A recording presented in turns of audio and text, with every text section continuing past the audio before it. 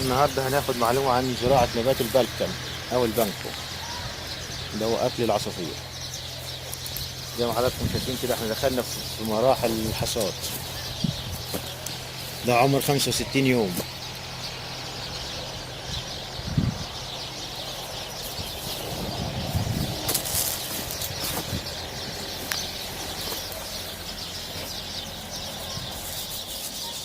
والفدان بياخد من 15 ل 20 كيلو.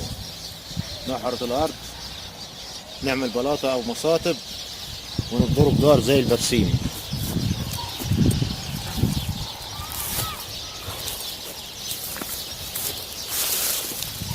وننزل عليه المية نروي، وكل 15 يوم نرويه.